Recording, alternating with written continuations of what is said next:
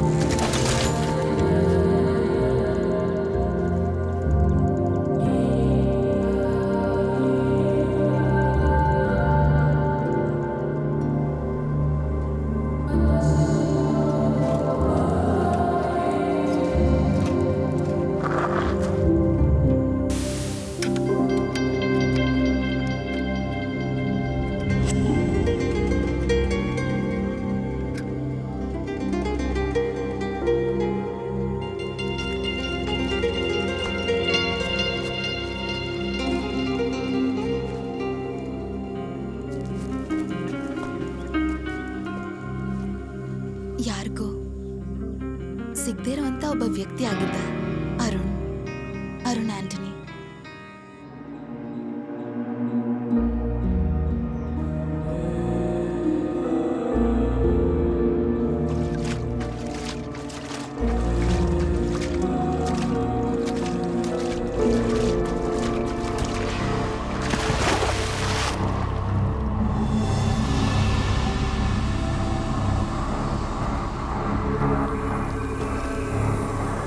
ಚಿಕ್ಕ ವಯಸ್ಸಿಂದನೂ ಅವನ ಸ್ವಭಾವ ಯಾರಿಗೂ ಇಷ್ಟನೇ ಆಗ್ತಿರ್ಲಿಲ್ಲ.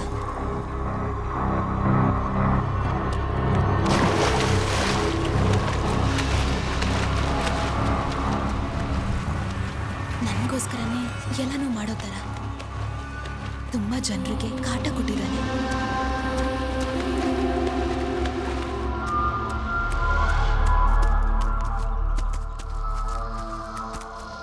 ನನ್ನನ್ನು ಬಿಡ್ಲಿಲ್ಲ, ನನ್ನ ಹಿಂದೆ ಹಿಂಬಾಲಿಸ್ದ. ಯಾವಾಗ್ಲೂ ನಾನು ಅವನ ಜೊತೆನೇ ಇರಬೇಕು ಅಂತ ಅವನ ಆಸೆ ಪಟ್ಟ. ದಿಢೀರಂತ ಅವನು ಕಾಣಿಸ್ಲಿಲ್ಲ. ಆಗ ದುಡ್ಡಿನ ಜೊತೆ ವಾಪಸ್ ಬಂದ. ಅವನನ್ನು ನೋಡ್ದಾಗೆಲ್ಲ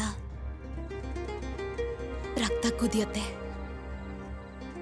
ಕೊನೆಗೆ ಆ ನಾಯಿ ಅಪ್ಪ ಬೆಡ್ ರಿಡನ್ ಆದಾಗ ನಮ್ಮೆಲ್ರನ್ನೂ ಬಿಟ್ಟು ಹೋದ. ಮತ್ತೆ ಮನೆ ಒಂದಾದಾಗ ಅವನು ತುಂಬಾನೇ ದುಡ್ಡು ಕೊಟ್ಟಿದ್ದ. ಅದು ನನ್ನ ನೋಡಿ ಅಷ್ಟೇ ಅಲ್ಲ, ಅವನ್ದು ಏನೇನೋ ಕೆಲಸ ಮಾಡಕ್ಕೆ ಆ ಮನೆ ಅವನಿಗೆ ತುಂಬ ಅವಶ್ಯಕತೆ ಇತ್ತು. ಪಪ್ಪ ನಿಜವಾಗ್ಲೂ ತುಂಬಾನೇ ವೀಕ್ ಆದ್ರು. ಒಂಥರ ಮನೇಲೆ ಸಿಕ್ಕಾಕೊಂಡಿದ್ರು. ಒಂದಿನ ಟಾಯ್ಲೆಟ್ ಬ್ಲಾಕ್ ಆದಾಗ ನನಗೆ ಸ್ವಲ್ಪ ಡೌಟ್ ಎಲ್ಲ ಬಂತು. ಆಗ ಅವನ್ನ ನೋಡಕ್ ಶುರು ಮಾಡಿದೆ. ಅವತ್ ನಾನು ಅವನ ಇನ್ನೊಂದು ಮುಖನ ನೋಡಿದ್ದು. ಯಾವುದ್ಯಾವುದೋ ರಾತ್ರಿಲಿ ಯಾರ್ಯಾರನ್ನೋ ಕೊಂದು ಅವನಿಗೆ ಬೇಕಾಗಿರೋದ್ನೆಲ್ಲ ತಗೋತಿದ್ದ. ಅದಾದ್ಮೇಲೆ ಬಾಡಿನ ಡ್ರಿಲ್ ಮಾಡಿ ಕೊನೆಗೆ ಬಾತ್ರೂಮ್ ಒಳಗೆ ಸಮಾಧಿ ಮಾಡ್ತಿದ್ರು. ಅವತ್ತು ಆ ರೂಮಲ್ಲಿ ಬಂದಿದ್ದ ವಾಸನೆ ಸಾಯೋವರೆಗೂ ಅದನ್ನ ಮರಿದಿರೋ ಹಾಗೆ ಮಾಡ್ತು. ನನಗೆ ಗೊತ್ತಾಗಿರೋದು ಅವನಿಗೆ ಗೊತ್ತಾಯ್ತು. ಈ ವಿಷಯ ಯಾರಿಗೂ ಹೇಳ್ಬಾರ್ದು ಅಂತ ಭಯ ಪಡಿಸ್ದ, ಪ್ರಜ್ಞೆ ತಪ್ಪಿಸ್ದ, ಆದ್ರೆ ಕೊಂದಿಲ್ಲ. ಅದಲ್ದೆ ಮೈಯೆಲ್ಲ ಏನೋ ಏನೋ ಒಂಥರ ನೋವು. ಅದಾದ್ಮೇಲೆ ನಾನು ಎಲ್ಲೇ ಹೋದ್ರೂ ಗೊತ್ತಾಗ್ತಿತ್ತು. ಒಂದ್ ರೀತಿಲಿ ನೀನ್ ಕೇಳಿಸ್ಕೊತಿದ್ಯಾ ಅಂತ ಅವನಿಗೆ ಗೊತ್ತಿರತ್ತೆ. ಅದ್ ಹೇಗೆ ಅಂತ ನನಗೆ ಗೊತ್ತಿಲ್ಲ. ಇದನ್ನ ನಾನು ಯಾರಿಗೆಲ್ಲ ಹೇಳ್ತೀನೋ ಅವ್ರನ್ನೆಲ್ರನ್ನೂ ಸಾಯಿಸಿದಾನೆ.